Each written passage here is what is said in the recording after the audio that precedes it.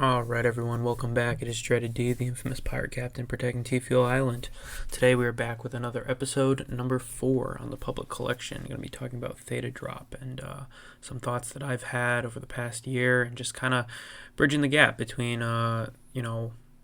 what you guys have missed out and what I've been thinking. So we're going to bridge that gap and then we're going to go through everything. So first off the bat tonight, always thank our first division captains. Thank you, JJ. Thank you for being a part of the Patreon, and for all the new people that are joining. Welcome. Looking forward to seeing more and more of you in there.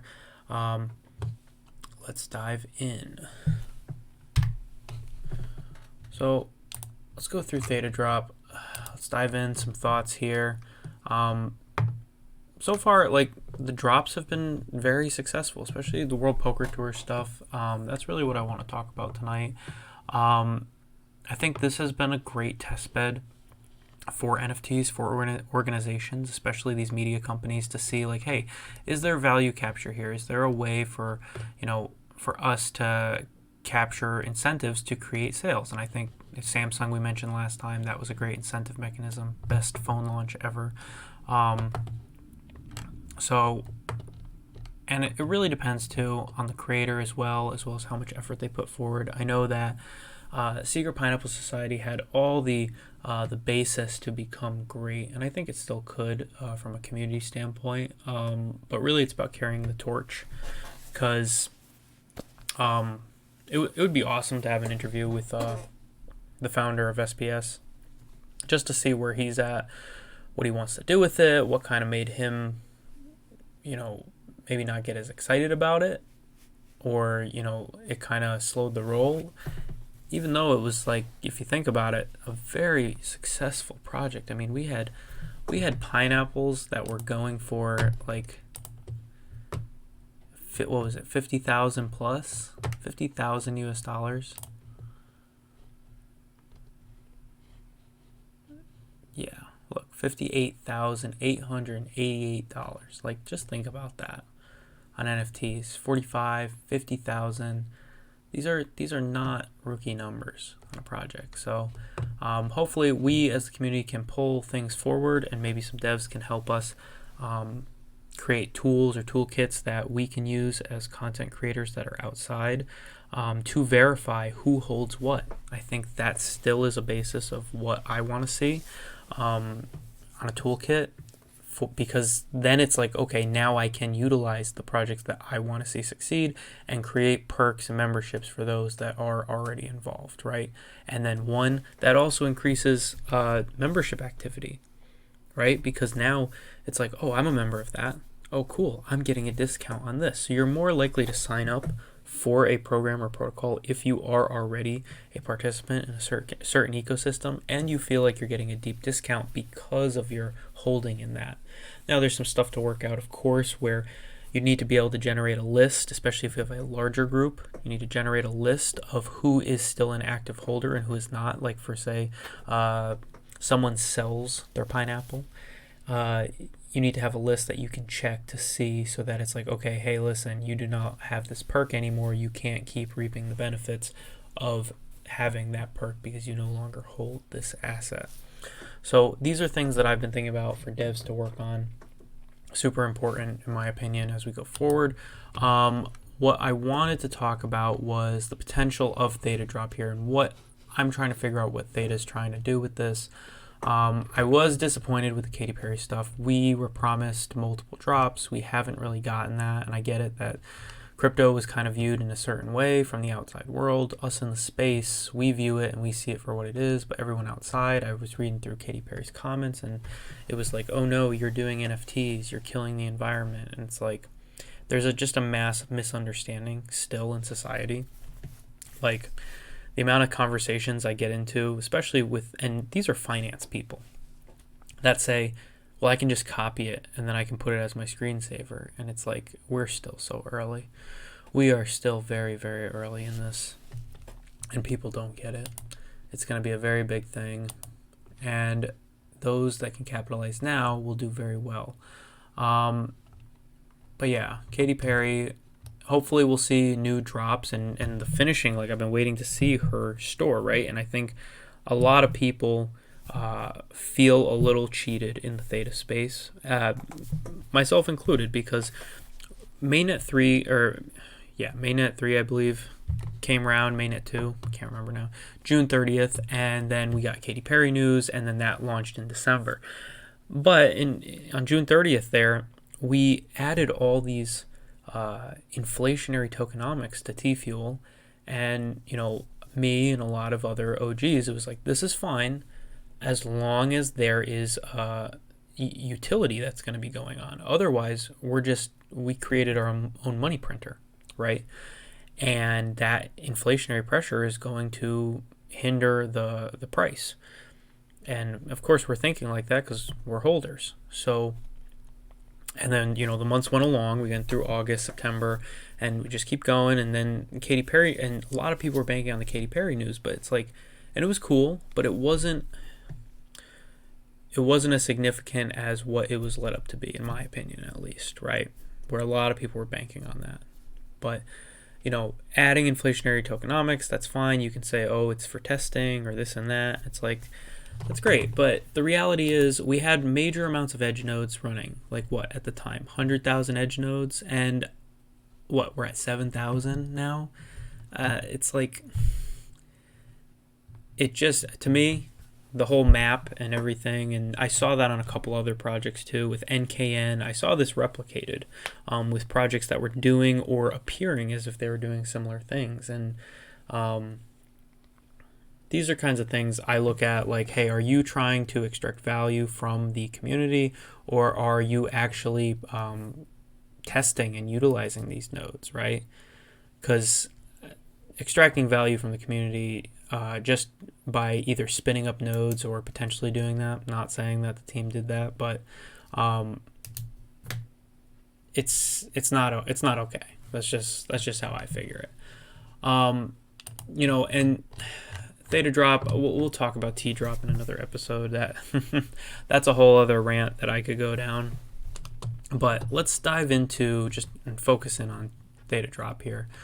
I think this has a great foundational basis for being the new, Sliver.tv. I was really hoping that they would pair this with Theta.tv now and allow the creators to really integrate this with their channel moving forward. But I don't know, Theta.tv just seems like it's become like an afterthought, which is interesting to me because it's like, it's your business, right? Don't you do you want your business to like keep expanding and growing, and like it's just very confusing, like directionality wise. Let's go into here. I want to get to WPT. Let's see if I can get to the all-in packs. There we go.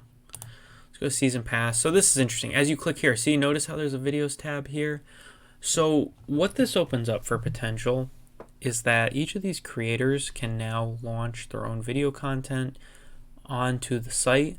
And I think that kind of sets up, like if you go back, there's no video here. So I think that sets up as a test for these content creators to host their own private content and then token gate them with their own NFTs, right? You can get early access, and that sets up the foundation for the next generation of video content. And we would obviously love to see these things operating in a Netflix, but we're obviously very early on. Obviously, with the consideration of ads over NFTs, that just shows that yes, we have a deep understanding of where the potential could be, but that we are super early on it, and the understanding of these media companies, they are just dipping their toe in now. But this could be very good, and it really depends on how ThetaDrop does this, right? Because the big question I have here is, does the ThetaDrop team have to upload the content for World Poker Tour, or can World Poker Tour drag and drop video files into ThetaDrop on the back end as a creator? As they see fit, right? I think that is going to really distinguish the direction of where this is going, because if Theta just keeps it controlled, I have plenty of video programs right now that are controlled like that. But to open it up where and make it so that a content creator can just easily take their page, like maybe you still have to get vetted, right? Like a Katy Perry has to get vetted, passaways, you have to get approved by Theta. That's fine.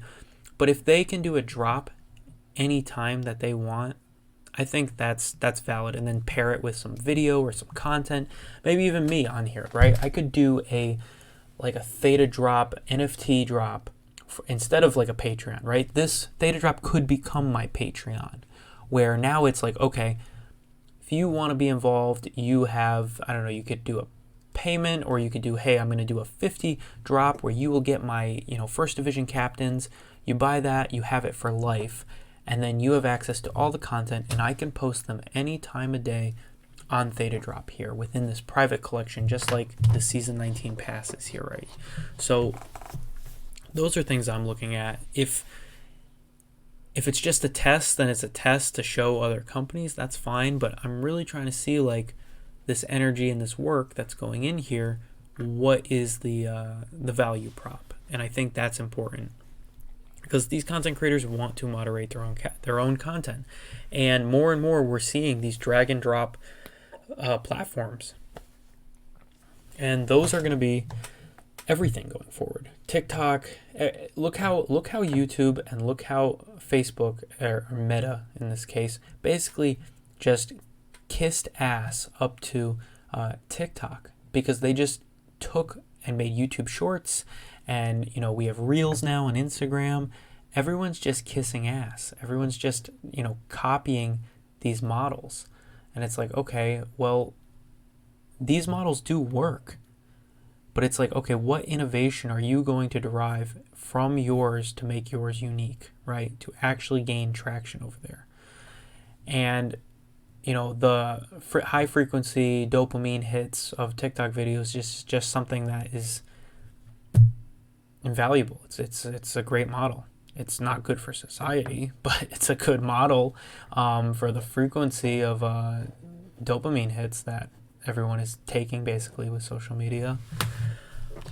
So yeah, it's all about what they see here, because we have supposedly this big edge network, we have potential storage, we have the ability to do live streams. Like, hopefully there's more underneath the hood, right?